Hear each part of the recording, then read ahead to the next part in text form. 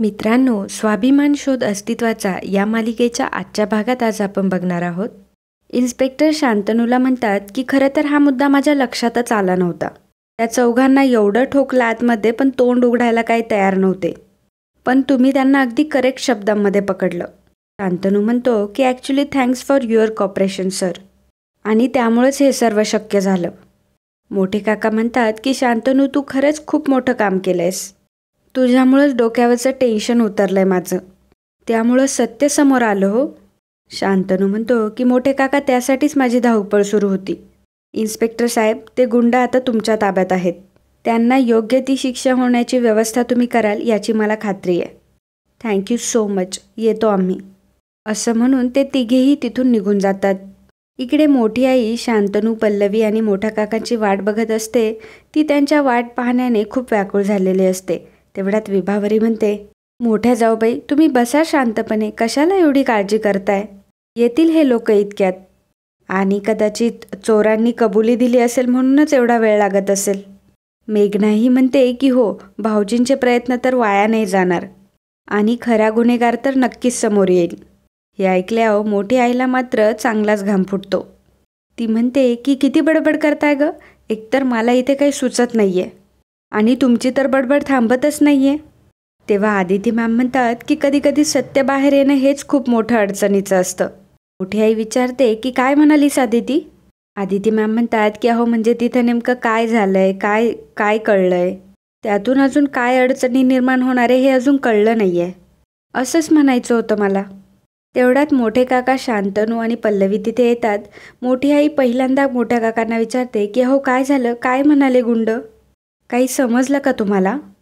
कोण होतं याच्या मागे? मोठ्या आईंचे प्रश्नावर प्रश्न सुरू होतात. तेव्हा प्रभाकर सर आणि प्रदीपही तिथे येतात. प्रभाकर म्हणतात की काय झालं शांतनू, काही कळलं का रे?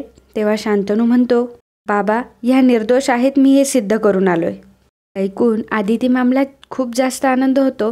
शांतनू म्हणतो की आता त्यांच्यावर कोणीच संशय घेऊ शकत नाही. प्रभाकर सर म्हणतात की काय सांगतोयस काय, कसं झालं हे सगळं, तू काय केलंयस काय? तेव्हा मोठे काका म्हणतात, अरे चमत्कार केलाय चमत्कार यांनी. त्या गुंडांना असं कोंडीत पकडलंय ना.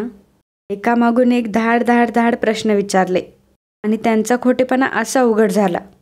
मोठे काका मात्र हसत असतात, पण मोठ्या आईला काहीच कळत नसतं. पल्लवी म्हणते की हो, तो कोरा चेक, ते गुंड, त्यांचा कोणाशीच आईंचा काहीच संबंध नाहीये हे पोलिसांना पटलंय. शांतनूंनी पोलिसांसमोर गुंडांना सगळं काही कबूल करायला सांगितलं. प्रभाकर शांतनूला म्हणतो की वा चिरंजीव, आज तुझा अभिमान वाटतो मला. आदिती मॅम शांतनूच्या जवळ जायला लागतात आणि परत थांबतात. त्यांच्या डोळ्यात खूप पाणी असतं. त्यांना शांतनूसोबत बोलायचं असतं, पण त्यांच्या शब्दांना वाचाच फुटत नसते. प्रदीप म्हणतो की पण गुंडांनी स्वतः सगळं काही सांगून टाकलं, म्हणजे कमालच झाली नाही का? मोठी आई म्हणते की भाऊजी, अहो, जास्त खोलात शिरायलाच नको. आदिती निर्दोष सिद्ध झाली ना, आता माझ्या डोक्यावरचं ओझं उतरलं. तेव्हा विभावरी विचारते की पण त्या गुंडांना फूस कोणी लावली होती, म्हणजे का केलं त्यांनी असं? लवी सांगते की माझ्याकडून पैसे लुटण्यासाठी माझ्यावर हल्ला केला, असं म्हणाले ते. कोणाचंही नाव नाही घेतलं त्यांनी. मोठी आई म्हणते की जाऊ दे ना आता, आदिती निर्दोष सिद्ध झाली आहे म्हणजे आपल्या सगळ्यांची चिंताच मिटली. नाही म्हणजे देवाचीच कृपाच म्हणायची आणि पोलिसांचा विषय टळला. प्रभाकर म्हणतो की अहो वहिनी, पण तुम्ही पोलिसांना एवढं घाबरताय कशाला? आपल्याला घाबरायची काहीच गरज नाही, आपण काही केलंच नाहीये. मोठी आई म्हणते की हो, बरोबरच आहे भाऊजी तुमचं, पण काय आहे, सारखं सारखं पोलीस स्टेशनला जायला लागायचं ना. आपला तो त्रास संपला असं मला म्हणायचं होतं. शांतनू, अरे बाळा, तू तुझ्या आईला वाचवलंस, फार छान केलंस हा. तेवढ्यातच ज्योती आणि गीता धडपड करत तिथे येतात. ज्योती ही गीताचा मोबाईल घेऊन पळत असते आणि नेमका ज्योतीचा धक्का शांतनूला लागतो. तसा शांतनूच्या हातातला फोन आदिती मॅमच्या पायावर जाऊन पडतो. शांतनू त्याचा फोन घेण्यासाठी आदिती मॅमच्या पायाला स्पर्श करतो. घरातले सर्वजण गीता आणि ज्योतीकडेच लक्ष देत असतात, परंतु पल्लवी आणि प्रभाकर सरांचं लक्ष हे शांतनू आणि आदितीकडेच असतं. शांतनू त्याचा मोबाईल उचलतो तेव्हा त्याचा स्पर्श आदिती मॅमच्या पायाला होतो. आदिती मॅम देखील शांतनूला आयुष्यमान भव असा आशीर्वाद देतात. आदिती मॅमचा हात शांतनूच्या डोक्यावर असतं आणि शांतनूला हे जाणवतही असतं. तेव्हा घरातल्या सर्वांचं लक्ष त्या दोघांकडे जातं. मोठ्या आईचा मात्र चांगलाच जळफळाट होतो. अदिती मॅम खूप रडत असतात आणि शांतनूलाही मनातून खूप बरं वाटत असतं. मोठी आई जळून लगेच म्हणते की झालं का सगळं? चला आता, उशीर होतोय ना जेवायला. जेवण झाल्यानंतर पल्लवी रूममध्ये येते. रूममध्ये सगळीकडे अंधार असतो. पल्लवी शांतनूला आवाजही देते, परंतु तिला काहीच रिस्पॉन्स मिळत नाही. पल्लवी लाईट लावायला जाणार. मित्रांनो, जर तुम्ही या चॅनलवर नवीन असाल तर लगेचच आपल्या चॅनलला सबस्क्राईब करा आणि आजच्या आपल्या व्हिडिओचं लाईक्सचं टार्गेट असणारे 1500 लाईक्स, त्यामुळे भरभरून लाईक्स करा. आणि कमेंट करणाऱ्या दर्शकांची नावे ही व्हिडिओच्या शेवट दर्शवण्यात आली आहे, त्यामुळे व्हिडिओ शेवटपर्यंत नक्की बघा. धन्यवाद. तो शांतनू काडेपेटी लावून एका काडीने सर्व घर उजाळतो आणि मेणबत्ती पेटवतो. तेव्हा पल्लवी आणि शांतनू दोघंही एकमेकांकडेच बघत असतात. शांतनू पल्लवीला म्हणतो की तुझ्यावर जेव्हा हल्ला झाला होता तेव्हा माझ्या आयुष्यात असाच अंधार पसरला होता. मला असं वाटत होतं की सगळं संपलं, पण जीवावरच्या संकटावर मात करत तू परत आलीस आणि माझ्या आयुष्यात पुन्हा प्रकाशाचा किरण आला.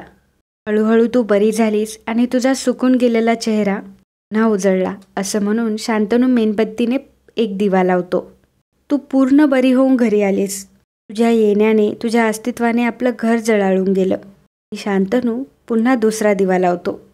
एका हातात मेणबत्ती पकडून शांतनू दुसऱ्या हातात पल्लवीचा हात घेतो आणि पल्लवीला घेऊन तो पुन्हा तिसरा दिवा लावतो आणि म्हणतो आपले वाद मिटले आणि आपल्यातलं नातं पुन्हा पहिल्यासारखं झालं. आयुष्यातला अंधार दूर झाला आणि एक एक करून शांतनू रूममधले सर्व दिवे लावतो. पल्लवी मात्र अत्यंत प्रेमाने शांतनूकडे बघत असते. पल्लवीचं लक्ष रूमकडे जातं तर अख्खी रूम लख्ख प्रकाशात असते. इतका दिव्य प्रकाश बघून तीही सुखावते. शांतनू पल्लवीला जवळ घेतो आणि म्हणतो की फक्त एकच गोष्ट मनाला खात होती. तुझ्यावर हल्ला करणारे गुन्हेगार सापडत नव्हते आणि त्यांना शोधून काढेपर्यंत मी स्वतःला माफ करू शकणार नव्हतो आणि त्यांना शोधता येत नाही याचं गिल्टसुद्धा होतं माझ्या मनात. पण आता नाही येत, कारण ते सापडलेत. दुसराच कोणी सूत्रधार असता आणि तो बाहेर फिरत असता तर मला कधीच चैन पडलं नसतं. पण आता तसंही नाही आहे आणि तुला कुठला धोकाही नाही आहे. तू आज खऱ्या अर्थाने माझी आहेस. ऐकून पल्लवी शांतनूला मिठी मारते आणि शांतनूही पल्लवीला जवळ घेतो. पल्लवी मनात विचार करते की तुमच्या भावना मी समजू शकते शांतनू, परंतु माझ्यावर हल्ला घडवून आणणारे अजूनही मोकाटच आहेत आणि आपल्याच घरात आहेत ते, हे तुम्हाला कसं समजावू मी? शांतनू चुटकी वाजून पल्लवीला विचारतो की काय झालं, कुठे हरवलीस तू? पल्लवी म्हणते की कुठे नाही. शांतनू म्हणतो आज किती दिवसानंतर आपल्याला असा मोकळा वेळ मिळालाय. आज आपण फक्त एकमेकांचे आहोत. असं म्हणून शांतनू पल्लवीच्या खूपच क्लोज येतो. ते बघून पल्लवी तोंड फिरवते. शांतनू मागून येऊन पल्लवीचे केस सावरतो आणि तिच्या मानेवर किस करतो. दोघंही एकमेकांकडे अगदी प्रेमाने बघत असतात. शांतनू पल्लवीला प्रेमाने उचलून घेतो आणि बेडवर ठेवतो. दोघंही एकमेकांकडे बघत असतात आणि एकमेकांच्या प्रेमात अगदी बुडून गेलेले असतात. दुसऱ्या दिवशी सकाळी पल्लवी आंघोळ करून आलेली असते. शांतनू मात्र झोपलेलाच असतो. पल्लवी टॉवेलने तिचे केस झटकत असते. नेमकं केसांतलं पाणी शांतनूच्या तोंडावर पडतं आणि शांतनूला जाग येते. पल्लवी तिचे केस आवरत असते तेव्हा शांतनू तिच्याकडे एकटक बघत असतो. जेव्हा पल्लवी मागे वळून बघते तेव्हा शांतनू पुन्हा झोपण्याचं नाटक करतो. पल्लवी हसते. ती जाऊन शांतनूच्या डोक्यावर किस करते. शांतनू लगेच तिला पकडतो आणि म्हणतो की गुड मॉर्निंग. पल्लवी म्हणते की शांतनू, अहो तुम्ही जागे आहात का? सोडा मला. हा काय चावटपणा आहे? शांतनू म्हणतो की हा चावटपणा आहे, म्हणजे मी करतो तो चावटपणा आहे आणि तू करतेस ते काय? पल्लवी म्हणते की त्याला प्रेम म्हणतात. शांतनू म्हणतो की याला पण प्रेमच म्हणतात. हे बघ, बायकोवर प्रेम करणं हे नवऱ्याचं सगळ्यात इम्पॉर्टंट काम आहे. पल्लवी म्हणते पण त्याला काही वेळ काळ असतो की नाही? किती वाजलेत? काय चाललंय तुमचं? तुम्ही असाल निवांत. मला खूप काम आहेत. शांतनू सोडा ना हो, प्लीज सोडा. शांतनू म्हणतो की प्लीज.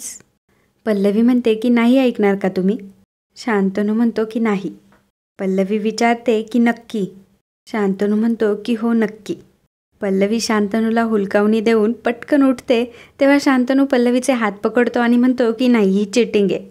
पल्लवी म्हणते की मी नाही, तुम्ही चिटिंग केली. मला काय माहीत तुम्ही जागे आहात ते. शांतनू, तुम्ही उठा आधी आणि आवरा. असं म्हणत ब्लँकेट पल्लवी शांतनूच्या अंगावर टाकून देते आणि पटकन पळ काढते. शांतनू म्हणतो की अगं गुड मॉर्निंग तर म्हण. ओके गुड नाईट असं म्हणून तो पुन्हा झोपून घेतो आणि स्वतःशीच हसत असतो.